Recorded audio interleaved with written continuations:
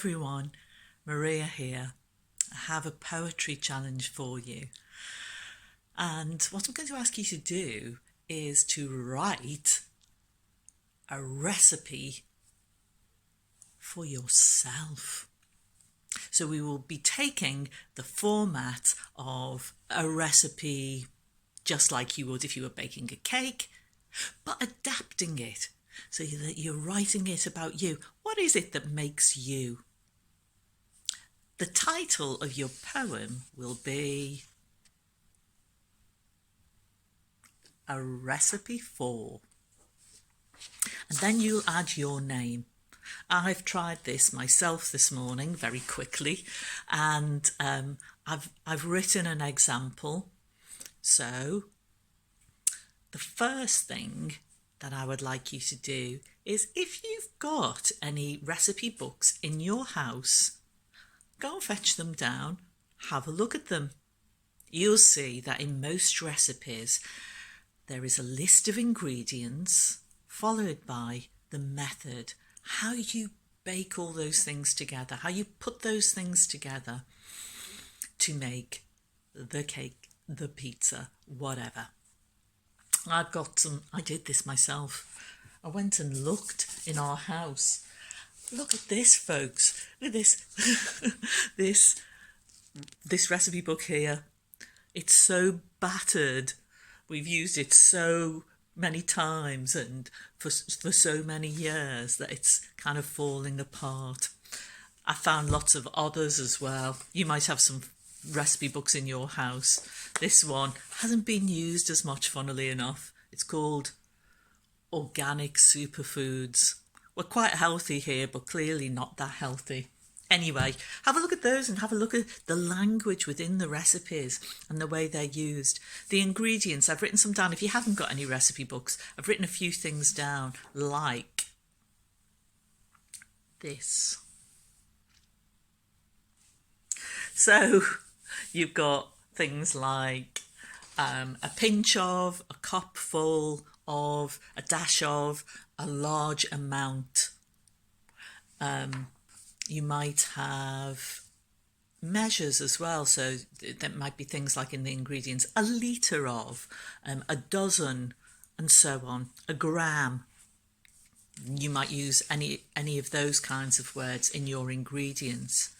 But what you will be doing is you will be adding your qualities to that. So again, I've written some ideas down. Some of these are alliterative.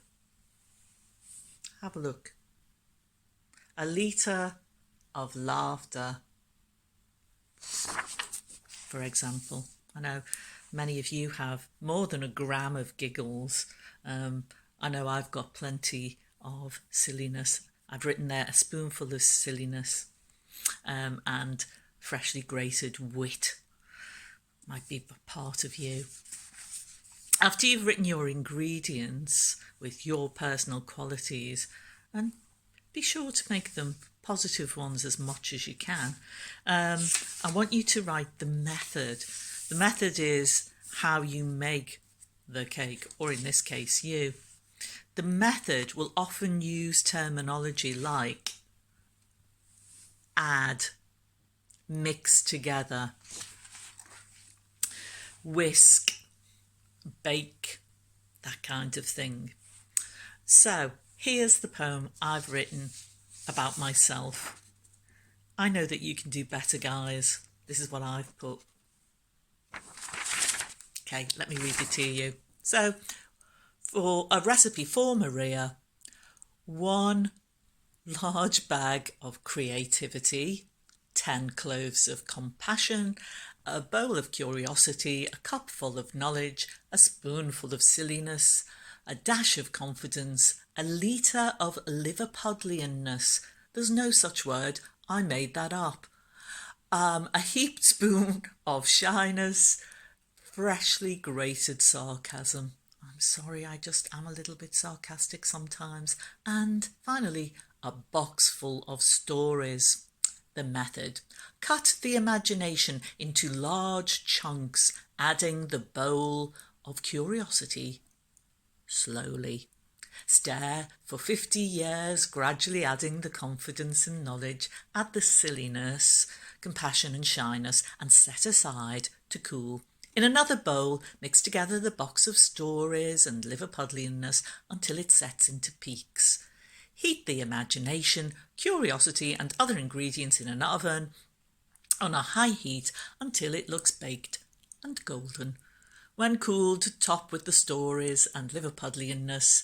Sprinkle the grated sarcasm just before you serve. So that is my challenge to you, to write a recipe for yourself. And that is challenge 1. When you've done that, folks, I'm going to challenge you to write a poem if you want to, using exactly the same method, but this time perhaps for someone that you love. It might be someone that you're missing, so it might be a recipe for Gran, for example, which might be 1 large heart, 10 spoonfuls of compassion, a litre of patience. I don't know, because you might want to email that to your granddad, a relative, a friend that you might not be able to see at the moment. That would be a really nice gift to them, wouldn't it? I have a final challenge for you. When you've done those 2 poems, if you want to, my final challenge would be to use the same method again, but this time to write a recipe for a better world. I know for many people this is a great time for reflection, a time to think about what would make a really great world in the future. There have been so many acts of compassion and kindness at the moment, and even the fact that I've noticed, without any aeroplanes in the sky, how beautiful the sky is, and there is less pollution. So my final challenge to you is that, a recipe for a better world. I know many of you are very reflective and thoughtful. I'd love to see those poems. I'd love to see what you come up with. So there are my 3 challenges to you, a recipe for. Just to recap, here they are.